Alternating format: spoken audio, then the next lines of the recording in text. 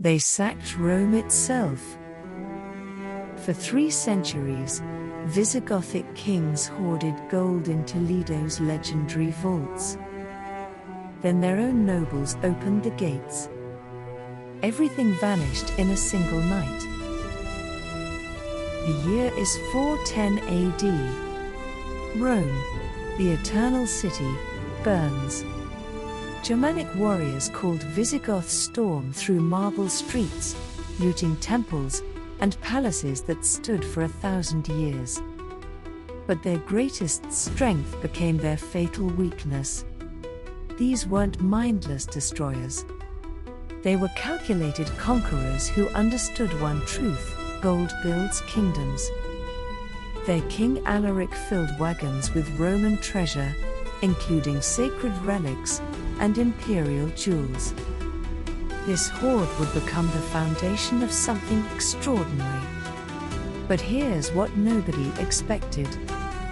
Instead of returning to the forests of Germania, they marched west, into Hispania, into what would become their promised land. And for the next 3 centuries, they would accumulate wealth that rivaled Rome itself. Keep watching, because what they built in Toledo would become legend. And what they lost there would become a mystery that haunts historians to this day. And then the empire made a mistake it couldn't undo. No, not yet. First, they did everything right. By 500 AD, the Visigoths had conquered all of Hispania. They established their capital in Toledo, a fortress city perched on cliffs above the Tagus River. Virtually impregnable. And inside those walls, they built something extraordinary. The royal treasury of Toledo. Think about that for a second. Every conquered Roman villa, every subjugated city, every defeated rival kingdom fed this vault. Golden crowns studded with sapphires. Gem-encrusted crosses taller than a man. Silver chalices from Roman temples. The treasure of Jerusalem itself, stolen from Rome, now guarded in Toledo. Historians estimate the collection was worth billions in modern currency. And the Visigothic kings added to it constantly. But here's where it gets truly disturbing. This wasn't just wealth. This was power. Whoever controlled the treasury controlled the kingdom. And that simple fact would doom them all. What happened next changed history, forever. The Visigothic kings faced a problem that would prove fatal. They weren't hereditary monarchs. Their throne was elective. Nobles chose each new king. And every succession became a potential civil war. Picture it. You're a Visigothic duke. Your family has served the crown for generations. You control vast estates and thousands of soldiers. Why should some rival family take the throne? Why not you? This system created factions. Bitter, vengeful factions that nursed grudges across generations. Sons remembered insults to their fathers. Uncles plotted against nephews. The treasury became both prize and weapon. Kings bought loyalty with gold. But gold-purchased alliances are easily broken by more gold. And this is where it gets interesting. By 700 AD, 2 factions had emerged. The followers of King Witiza and the followers of Roderic. When Witiza died, Roderic seized the throne. Witiza's sons fled into exile. But they didn't flee far. And they didn't forget. But the real tragedy was just beginning. Across the Strait of Gibraltar, barely 8 miles of water from Spain, a new power was rising. The Islamic Caliphate had swept across North Africa in just decades. Their armies were battle-hardened, disciplined, and hungry for conquest.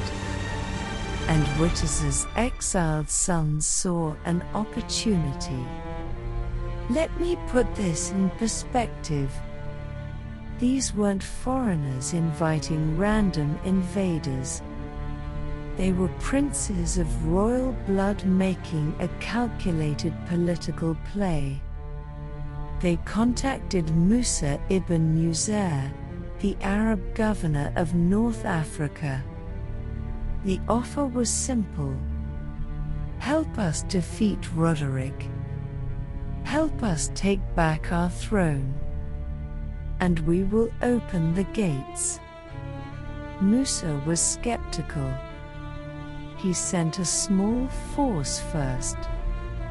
Just a few hundred raiders to test the waters. They landed at Gibraltar in 710 AD. Met zero resistance. Returned with gold and slaves. Now Musa was interested. But what would you have done if you were those exiled princes? Remember that question, because their choice would echo through centuries. The fall was coming. Nobody saw it.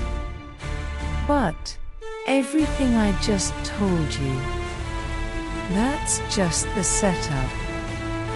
In 711 AD, Tariq ibn Ziyad landed at Gibraltar with 7,000 men.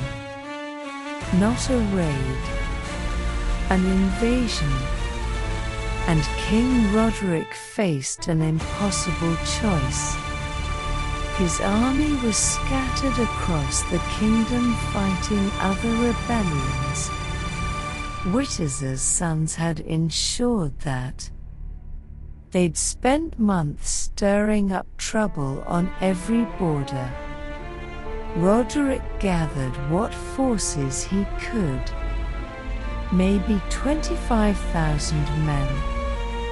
He marched south to meet the invaders of the Guadalete River. And here's where the betrayal happened. On the battlefield itself, Roderic positioned his wings under two commanders. Both were secretly loyal to Wittiser's sons.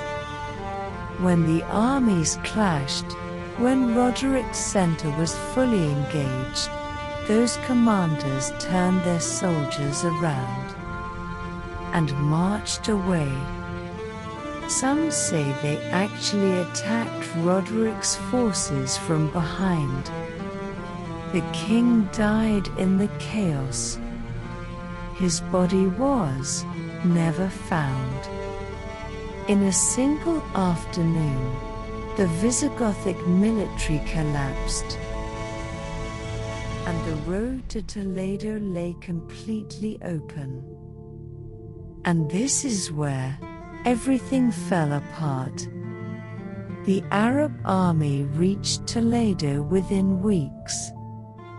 And what they found there stunned even battle-hardened veterans who'd conquered half a continent. The gates were open, not broken, not forced. Open. Wittiser's faction had kept their promise.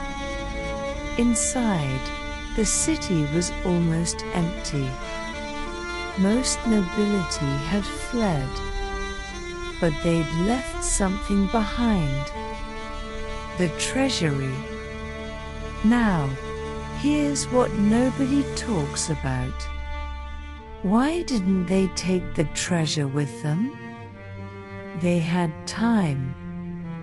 They had wagons. The answer reveals the true tragedy. They couldn't agree on who should have it. factions that had allied to destroy Roderic immediately turned on each other. While they argued about